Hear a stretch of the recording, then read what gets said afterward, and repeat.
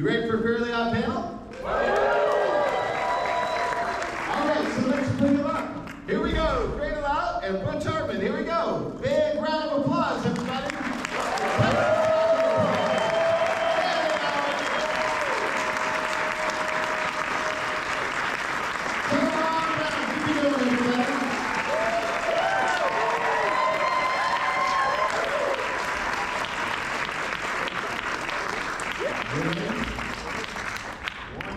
Okay, Grey. I hope you have a good time. Thanks, everybody. So, my mic is. there we go. Yeah, the camera on the back of us, and he's grabbing me, and he's like, come on, let's run up there. And I'm not wearing my Spanx. And I was like, people are going to think there's an earthquake in here. Everyone else at the Comic-Con has Spanx on. Hello, Dallas. How are you doing? Is Grey DeLisle look beautiful today, by the way? Yeah. Thank you, Grey. I'm so happy to be here. I love Dallas. You know, my grandma's a Texan. I was raised by a Texan. My son's name is Tex. I like Tex. All that is true. Okay. Well, I love it. And if you notice, there's a drawing pad here. I think there may be some sketches you guys are You want to see one? You guys want to see one? one? What are they going to say? They're going to have to say, Look at yeah. this. I got this Timmy Turner drawing. I I got, oh wait, my shiny teeth and me. We got a little. I don't normally bring the drawing pad. You guys, should I do this every time we do a panel? You should probably have a Vicky in there, probably. I don't know if sure- you were doing a panel with me, but I know. sort of offensive. No, I had the drawings. I was doing drawings for people, and I had No one wanted Vicky. No, the Vicky sold out. That's what happened. Well, I got to know, first of all, when you both figured out that you had a gift, because it is a gift, it's a big gift. You know, not only do you go to job, but you have to do these voices too. Is this something you figured out as a kid, or? When did you start doing voices, I Jim? had severe untreated ADHD when I was little, and I used to just be weird. Still untreated. I know my family's like, oh, she made something out of her life. With that weird stuff she used to always do, because I was always like making noises and like I would stim all the time with my hands, and I just had a lot of extra energy to get out, and I would just do weird voices all the time. My grandmother brought me a boom box because she worked in a factory, and so she didn't have a lot of time to supervise me. But the boom box, I would record whole radio plays for myself, and I would be the little old lady all there, and I'd be the little girl on there, and I'd be the mom, and and I'd be like the brother and stuff, and I'd have like my whole, I was the whole cast. So yeah, I entertained myself. It was free babysitting, and then she realized that if she dropped me off at community theater when I was 10, that they would watch me they would bus us from school to the community theater, and then she got off work around 6 o'clock, and she'd pick me up at 7 o'clock from rehearsals, and it was like free daycare, after that. Great. There's a part 2 to this story that we'll continue later on. I'm very specialized. I didn't do a ton of voices as a kid. I did some voices, and I probably should have been a voice actor, I guess. Maybe I could have, but I got into drawing a lot earlier, so I really love to draw. So I'm from Michigan and doing drawings. How's a kid from Michigan going to make a career in TV? I had no idea, so I just know I like cartoons, like to draw them. And then I went to school in California for animation called Cal Arts, a school called Cal Arts. Anybody heard of Cal Arts? I went there and then started getting into the industry. I want to encourage you guys, if you guys want to draw or write or do anything, never stop, because the only one that can stop you is you. So always take that opportunity, always take that moment if you can to get out and do what it is you love to do, because everybody here at this con, all of us here, we all just kind of went for it. And we hit our heads a lot more than we did. We kind of hit our heads and scraped our knees, but you eventually get better at it and you start to do a career. I have a friend who's like hard on her kids, and she says, "Oh, I have to prepare them for the world when they go out there." And I was like, "No. You build them up so high that when they get out in the world and people try to shoot them down, they are just unshakable." And I had a Mexican grandmother, if you've ever had one. You believe that here I am, world, I'm amazing. And so that's kind of, I was delusional. I became delusional. I love the best. Nobody gonna do it better than you. She would take me to auditions and stuff, and it was so embarrassing because she was sort of a stage grandma. And so they were letting another little girl up there, and I wanted to read for this role, and so we were all the way up there reading in front of the audience, and then everybody's like, "Okay, well, thank you." And my dad was, she didn't get to do it. She wanted to do it. I was like, "Oh, Pray for Grey. When Grey stops being so shy, she's really going to succeed. Just don't be so shy, Grey. I love that you gave some encouragement. We're about to open up for questions, but first, it's story time. So my co-host Drew Pearson is one of our great Dallas Cowboys. Caught the Hail Mary, went in the Hall of Fame. Yeah, and so on the show, we'd love to ask people that Hail Mary moment, which is that moment in your life or career where you had to go for it, and it worked out for you. So let's hear a good story, right? I think my Hail Mary moment was when I was at Catholic moment, I just when I was at work. I was working at Cartoon Network. I was working on the Johnny Bravo show. You know Johnny Bravo? I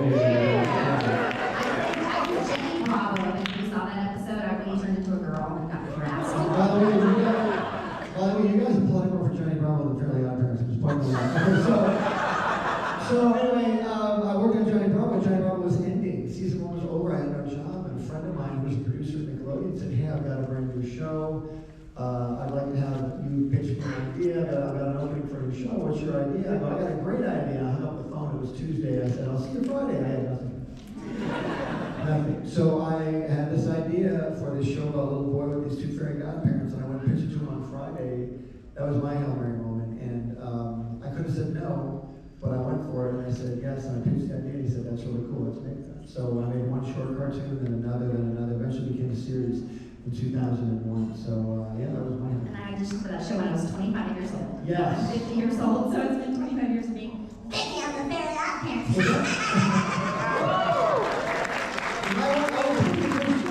It was one of my very first jobs. Nickelodeon did all these little cartoons, little shorts, and I booked. Like I had no career. I had just gotten an agent, and my agent said, "You know, you might not book anything the first year, but those cartoons came out, and I booked like 4 of them, and then a lot of them went to series." So I went from just waiting tables, cleaning houses, and doing all kinds of other creative things, and I ended up on 4 television shows. It was crazy. No, Grey is so talented. I cast her in Fairly OddParents as Vicky and Timmy and Mrs. Waxaplax. Mrs. Waxaplax, the principal of the school. And the Tooth Fairy. The Tooth Fairy sounds exactly like Catwoman from our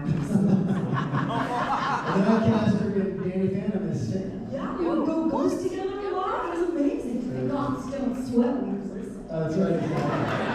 And in fact, Jessica, come here with my phone. Guys, I have a favor to ask you real quick. It's going to be a Danny Phantom thing we're going to do up here. Yes! 1 second. On a count of 3, I want you guys to tell Nickelodeon to bring back Danny Phantom. Okay? 1 second. On a count of 3, when I say 3, it's bring back Danny Phantom. Ready? 1, 2, 3. Bring back Danny Phantom! Yes! Give yourself a round of applause.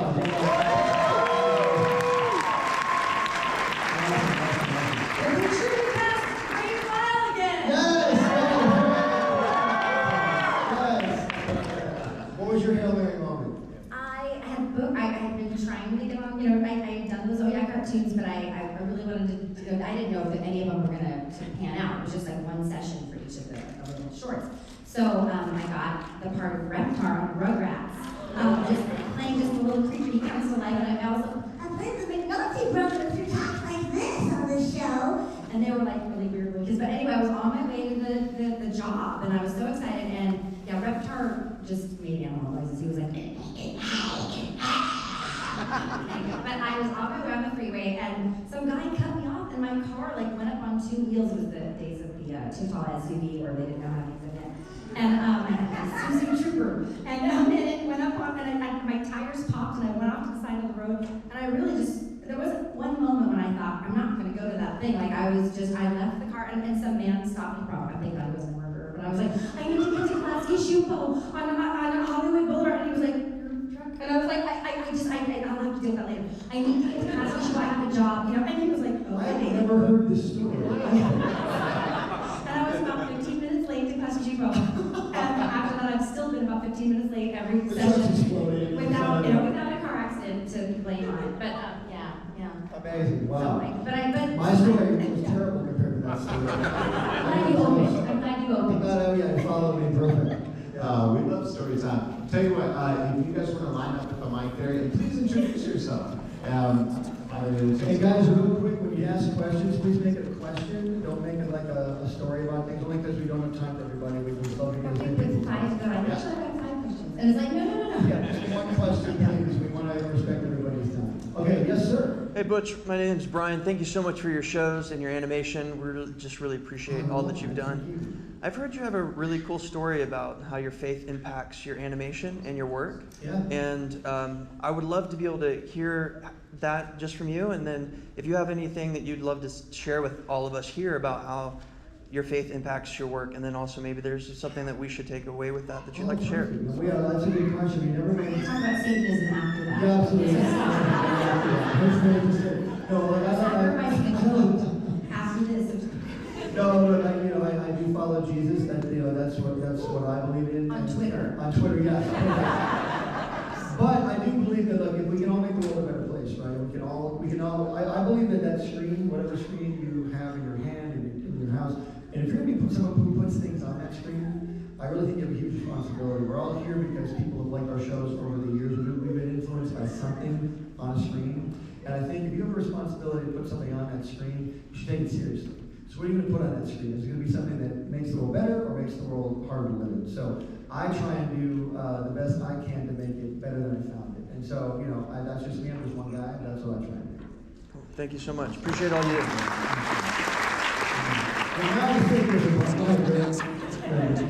got a rabbit.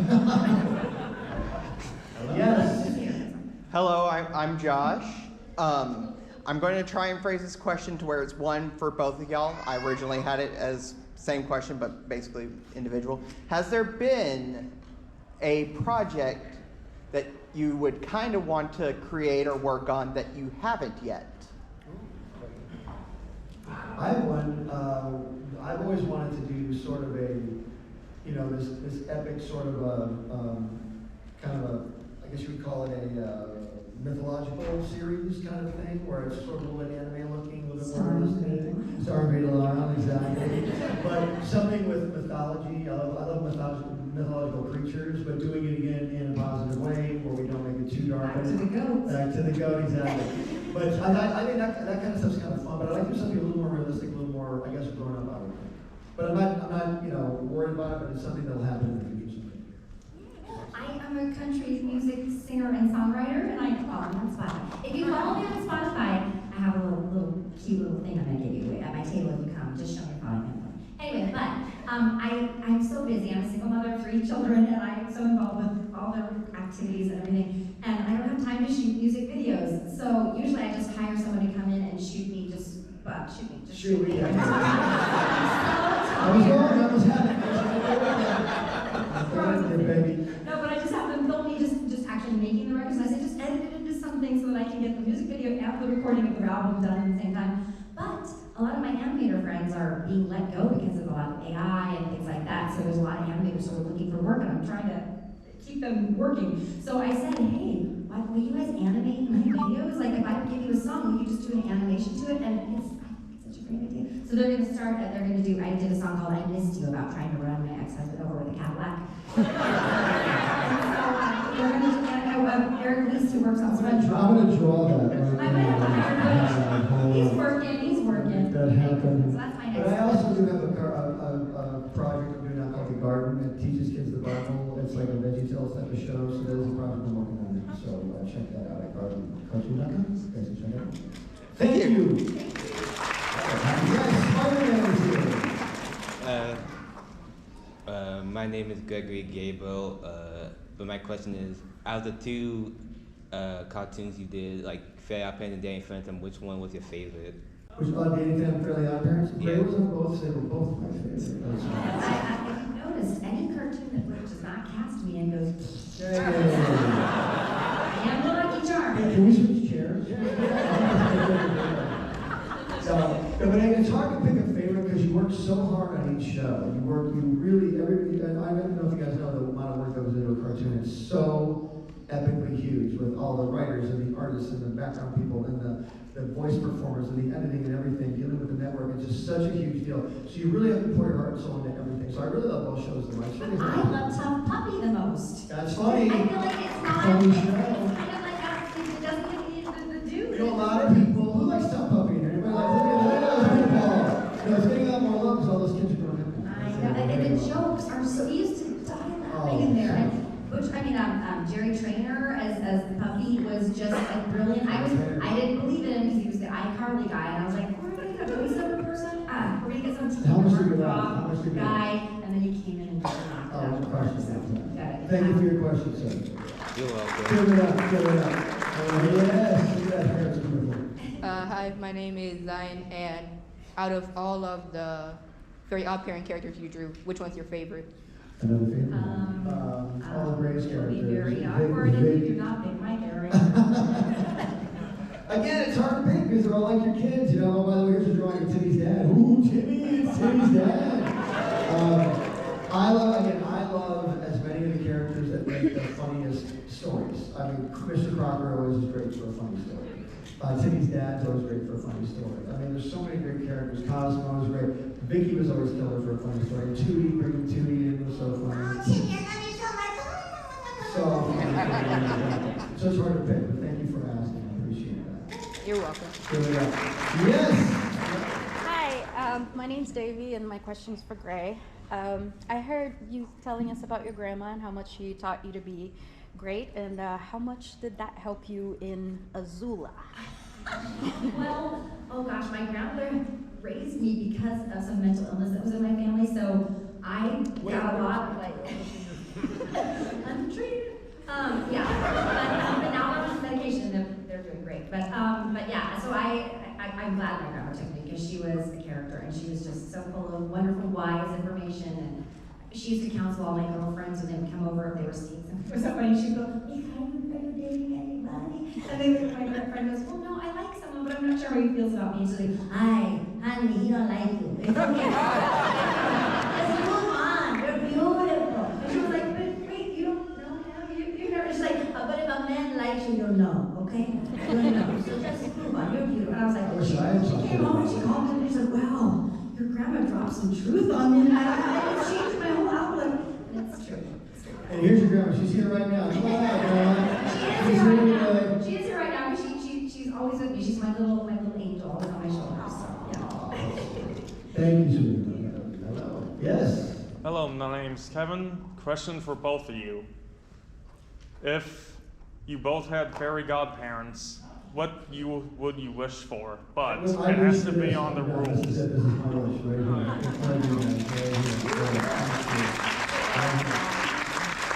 Follow that one, Greg. Follow that up, Greg. If you don't wish for peace everywhere in the world, then you're a jerk. Wow. Very egocentric wish. You wasted your one wish on you.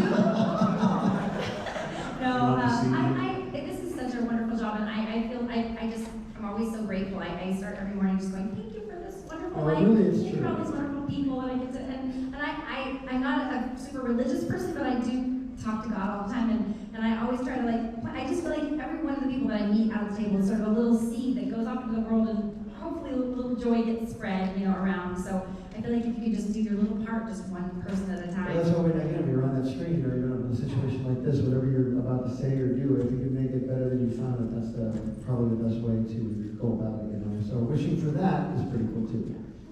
All right, well, thank you, buddy. Thank you. Drake, what's up? The coolest name in the whole con, Drake. Thank you. Thank you for remembering my name. That's fun. Okay, so I'm Drake Schaefer. I was wondering, is there a line from any of the work that you've done, both of you, is that kind of lives rent free in your head, like that kind of just comes up, or a scene? Huh? I think one of the scenes where Timmy's talking to Dad, they're up in the attic, and Dad finds his tiny box of dreams. Ooh, that's my tiny box of dreams. And he goes, "Oh, don't worry, Timmy, my dreams were shattered years ago." Timmy goes, "How many years ago?" And he goes, "Oh,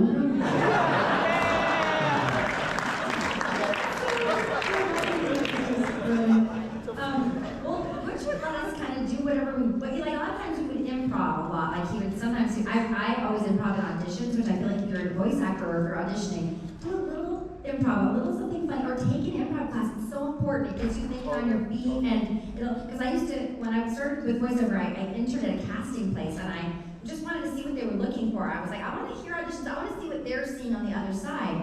So I went in for free, for a few months, and I started noticing that Tress McNeil would lot because she would put some funny little thing at the end, and everyone was so good and so, it was hard to choose. There was like 100 people that were really good, but she would put a funny little thing on there, and I was like, well, let's She pick basically her. add to the dialogue. Yeah. The dialogue was this, she'd add a A little little extra funny thing, not in. too long. It has to be really funny and not too long. Anyways, I was like, I'm taking a note on that because we would always give her stuff. Like, well, everyone was good, but she was really funny. Let's just give it to her. And you guys don't point something out. Like she was studying and she was researching and she was like taking note of things. If you guys want to make this into a career, it does become a business. It's called show business for a reason. Yes, it's fun to do it if you want, or fun to imagine it. If you really want to do it, you've got to be competitive. And then have talent. Gray has immense amounts of talent, but if Gray didn't play it properly and do it right, it wouldn't have happened. Like when I auditioned her years ago, 25 years ago, but she came in and was able to do this voice, and this voice. She was super pleasant. She was very nice in the room. Please don't come in with an attitude. You want to make everybody's lives easier? Because if as a producer, I'm like, I got a show to make. If this person makes my life easier and better, you're in. Because that way I can trust you. Then once I can hear what you can do, I can start writing for you. We do one show with you, it's like, then we go back into the writer's room, oh, she'll kill this, she'll do great. Oh, she would nail that, that'd be great. Now we also save money because they're like, we get 3 voices for free. So let's pick somebody who can do a lot of different voices. It's sad to say, but they're thinking about budgets, you know. I've gotten a lot of roles because they're like, well, you know, we can use you for a few things. So you'll play the boys and you'll play the old And lady. take every audition seriously, because you've been doing it for 20 or 30 years. Look at the guys on The Simpsons. They probably went in there one day thinking, this is no big deal. Now it's 40 years later and they're still doing those voices. I'm And by the way, now too. I'm Martin Prince. Oh. I'm in danger. I know. I got twins too, Sherry and Terry. Oh, did you really? I've been doing it for about 5 years, and it's very sad because the legend Brucey Taylor, who's a dear, dear friend of mine, she passed away about 5 years ago, and it's really weird, but I went to a medium once, and they were like, this woman who just crossed over said that there's another lady here that crossed, because I took over for Mary Kay Bergman, who was another really good friend of mine. She was the voice of Daphne. And Timmy Turner. And Timmy Turner, she was the first Timmy Turner. I think of her all the time. I didn't want to do her voices at first when that happened because it was such a huge tragedy.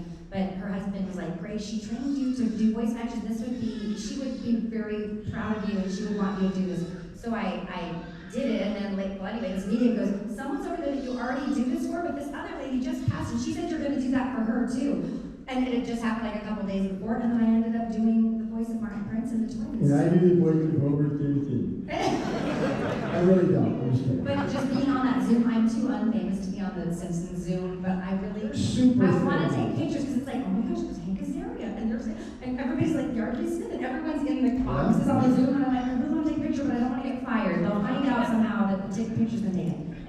Thank you for asking. Oh, but the line that was right through my head is when you said, I like Steely Dan. It's an old band, you would know, you're all too young and beautiful.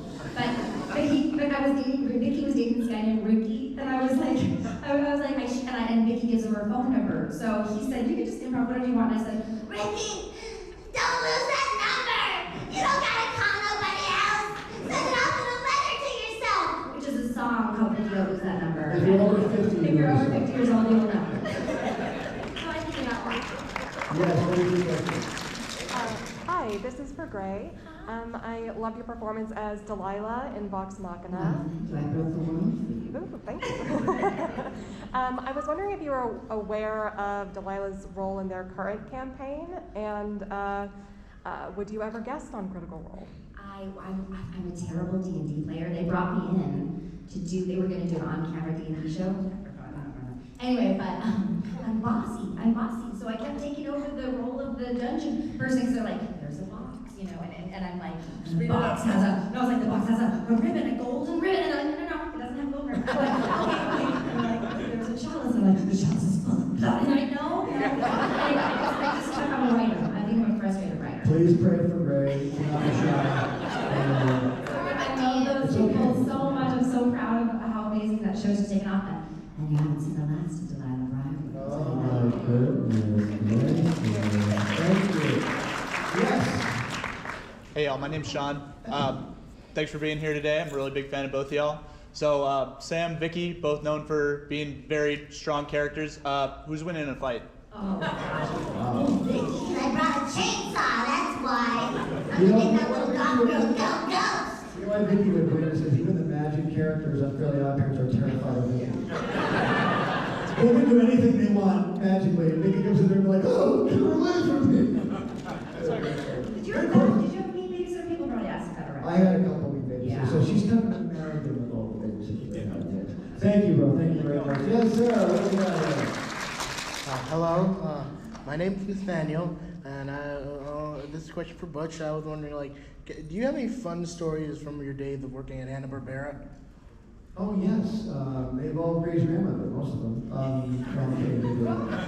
Okay, no, Hanna-Barbera was my dream come true when I first started working. I started working there in 1991, and it was really exciting to see all the guys that I'd grown up with, making the Flintstones and, Johnny Quest and the Jetsons and all those shows, Yogi Bear and stuff. So it was really a dream come true to go there. But what I really noticed when I first got there was that it was sort of a company that was on its way out.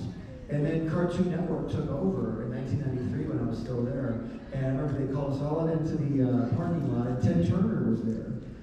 Not Mr. Turner, but Ted Turner was there. And he said they're taking over Hanna-Barbera, and you're all going to be called Cartoon Network from now on. And we're like, okay, cool. And we all went back to our offices, and that was about it. So we were Cartoon Network from that moment on. And everything kind of changed from that point. That was a pretty cool story. The janitor at Hanna-Barbera, they would make the cells and they'd just throw them into the dumpster when they were done because they were like, well, and now the janitor kept taking them home. Did you know the story? So he's rich. He's so rich. Oh he's retired, and his wife was like, what are you doing bringing all this trash home? And he was like, it's art, And they sold it on eBay like for years and years. I mean, he's gone now, but those cells, they used to play like skiing in the hallways on the cells. They would like run and like slide down the hallway on these beautiful cells. And so now, yeah, like This beautiful building on Coinga Boulevard, really nice old, like very mid-century. Yeah, nice 50s building. And now it's an apartment complex. Everything's condos now. Thank you, man, for your question. You're welcome. The most beautiful question asked right now. Well, she's a cat lover. This place is dangerous, I love it. Hi, my name is Scott, and this is. Hi, good. And we have not watched Fairly yet, but she loves Avatar, so she has a question about Avatar. Why is Zula's fire blue? Why is it fire blue? My fire's blue because I'm the superior citizen. Another fire is a monster. She was right, of course, but it still hurt. Fire's blue because I like to be different and I like to show everyone how much better I am than my brother. Sister Jeeper's honor.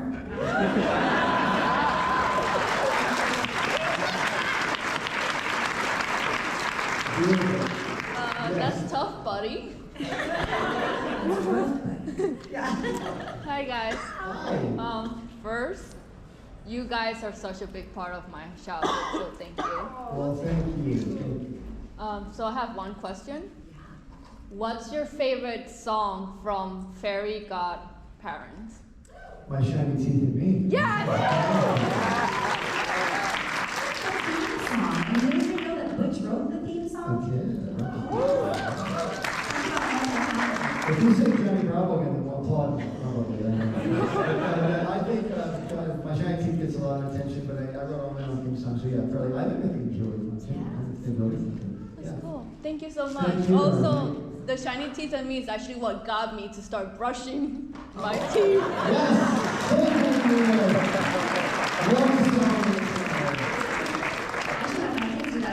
Sing happy birthday to yourself, and when you're done singing happy birthday, then you're done brushing your There teeth. you go. I should do it about washing your hair. Yes. Hi, my name is Justin. God, I've been into Fairly OddParents since I was a little kid. I have a 4-year-old now that I got into it. He pointed out the fact that Danny Phantom and Fairly OddParents look so similar that he kind of wanted me to ask if that's in the same universe. What do you guys think? It's in the Butch Hartman universe. Butch Hartman universe. You know why they look similar is because I designed all of them. That's That's hard for great artists when you know their style, because there are people that can adapt their Yes. especially when you've undated this one. That's okay. Take them all. I'm complimenting him. No, I mean, I love all those theories. We never set out to go, we should have this whole interconnected giant thing that'll take people years to unravel. We just write the shows. It would be funny though if you just had Sam like walk by and have I always picture that. If you look, Danny Phantom has 5 fingers, Timmy has 4. So they're not the fingers, yeah. They could be, but we didn't set up. Ableist. And we'll be right back. See you later. Thank you so much.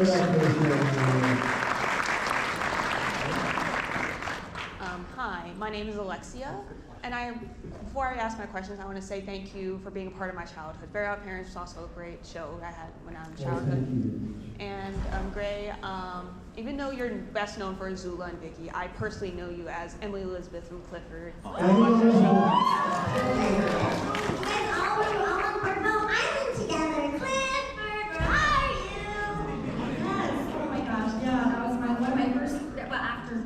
Cartoon networks, after those. I didn't create that show, so I don't care about it. I got to, John Ritter was the big Clifford, and it was so heartbreaking when he passed away, and he was just one of the best people to work with. But my grandmother came, and she was used to the old Jack Tripper, and she was very into looks and how people looked. She was into her own looks, like her hair was always black, her lips were always red. And when she saw him, she was like, oh no, because he was a little bit chubby and he had a big beard. My grandma hated beard. She's like, they're running from the law or something. And so she saw him, she's like, oh, you look so You're saying moderators running for the law? That's not too successful. She's like, you look so different. But you still have the same cute little face, so it's okay. He was like, oh my God, your grandma's hilarious.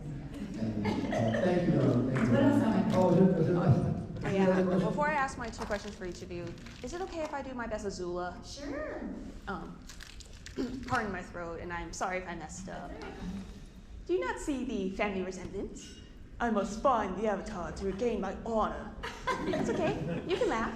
It's funny. I love that. That's great. Oh my God. Anyway, first question for Grey. Can you imagine Azula and Vicky switching roles, like Vicky being the heir to the Fire Lord, and then Azula being the crazy babysitter? Can you imagine how weird Vicky's dad is? Never saw him, right? Thank you for those questions. And one for you, Butch. One for me also, yes. Sorry, I have one for each of you. What's the story behind the joke of Dingleberg? Dingleberg? Yeah. Who likes Dingleberg?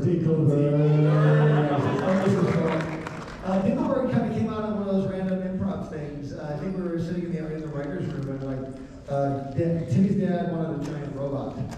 Well, a giant robot, the Dinglebergs have one. And so we decided it was funny. And then we're like, we should make a paper about that. So we kept bringing it back, and we just made Dad be a pathological hater of Dingleberg. And then we made Dingleberg the nicest guy of all time. We did one episode where Dingleberg actually was evil, and Dad's dream came true. Dingleberg's really evil. At the end of the episode, Timmy's like, wow, Mr. Dingleberg, I didn't think you were so evil. Oh, I'm not evil, Timmy. I just knew it meant a lot for your dad to think I was evil.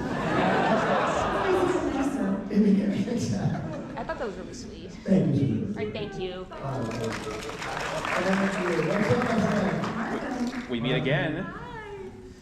Oh man, let me just say that for Butch, meeting you about 5 years ago was one of the best experiences of my life because you're basically the first creator of a show that I've ever knew. It was really favorite experience too. It was my favorite. That's what I thought. So thank you, buddy. As well as for Grey, I've been wanting to meet her here in Dallas for so long. You're definitely one of the sweetest people that I've ever seen. You got a question real quick? Oh yeah. So for Butch, I know you were trying to come up with a spin-off starring Poof and the anti-fairy Foop called Spellementary School. Yep.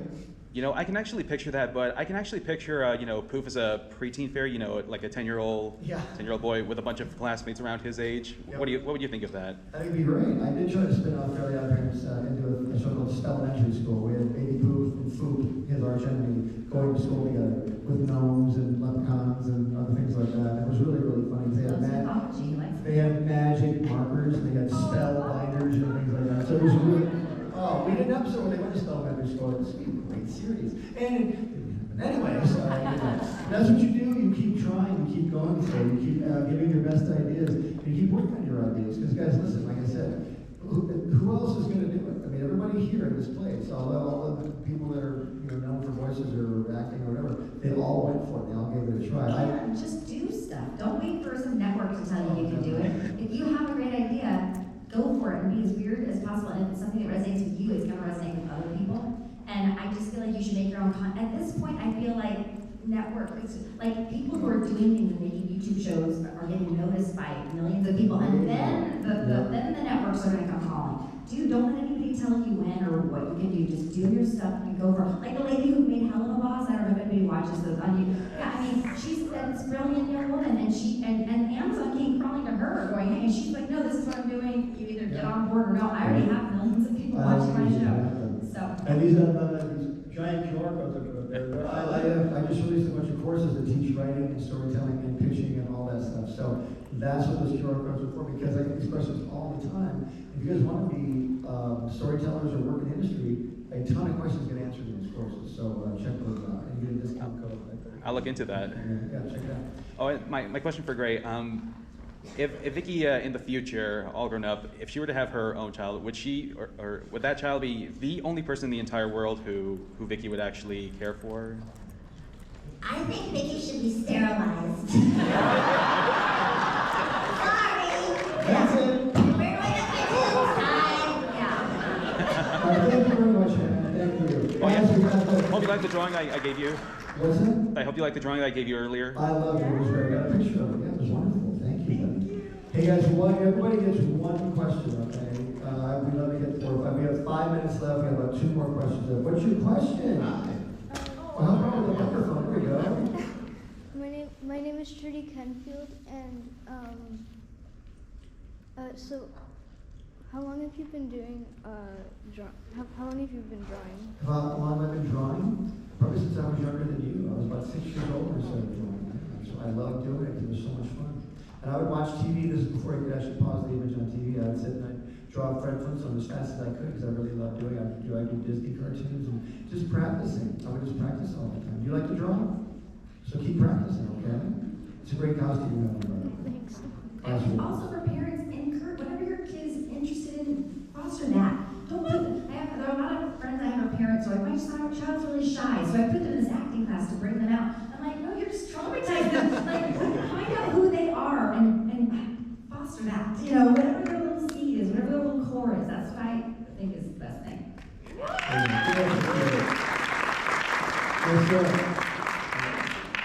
Hello, my name is Philip, and I wanted to know, can you guys give a little more advice on how an aspiring writer, director, voice actor can break into the industry? Do I need to send an email to you for the script? Oh, that too? Really seriously, guys, there's 13 hours of instruction on this about writing, developing a story, developing a character, how to break into the industry, how to get an agent, all that stuff. I talked about all of it. So really what you do if you're a writer, write a script. It's probably going to be bad at first. No one's good when they first start. I'll write another one, except for me. I'll write another one. She said no. But you're going to have to get out there and get out of your comfort zone and begin to make connections. You guys know about making connections, meeting other people who are in the industry. Start doing that kind of thing. My advice is always take the meeting, you know, always, if somebody wants to do something, there's so many times I've had a coffee. Leave your car burning on the side of the road and get to the job. For that thing, or I don't want to be part of the project, but they'll go, you're great, not right for this, but my friend's making something, and you should, you know, and so. But then when you meet somebody like Ray, who's this super talented person, like, oh, I can use her all the time. I'll put her in this, put her in this, put her in that, and then it goes. So get out there and start meeting people. And I will say go to school, but don't stay in school for 30 years. No, you go to school a little bit, you learn, but then you get out there and start making a play for the business. That's what you're supposed to do. Okay, thanks, man. One last question. Yeah. All right. Yes, sir. Here we go. Last question. We've been waiting for his question. Here it is. Last question. What will the question be? So, as a big music person, whenever you created Chip Skylark and wrote his songs, did you ever had any thought of creating other characters of the rest of NSYNC and feature them in an episode? No. Here's why. No, when we wrote the Chip Skylark character, we had no clue one of the NSYNC guys would do the voice. We just wrote this really fun boy band character. Boy bands were all the rage back then. And to come up with this song, we're like, we get an actual boy band guy to do it. And we actually called Chris Kirkpatrick and he said he would do it. I met him at cons. He's the sweetest person. Oh, he's the greatest guy in the world. And so then we had to have an arch nemesis for him. So we have Chip Skylark's arch nemesis was Skip Sparky Pants. And we had Bradley Baker who Skip Sparky Pants. Yeah. So, but no, if he had been doing a whole like bunch of songs for Chip, like an album, we probably would have got more singers. Yeah, it would have been great. But just for one-offs like that, we finally got Chip. We were very grateful to get him. So we didn't really plan on that, no. And but it'd be fun to do that in the future. Yeah, we had the members of Kiss come in and do a song. That was pretty fun. That was pretty cool. Method Man and Redman. What's that? I said Method Man too. We had Method Man and Redman. Yeah, doing the Pixie rap.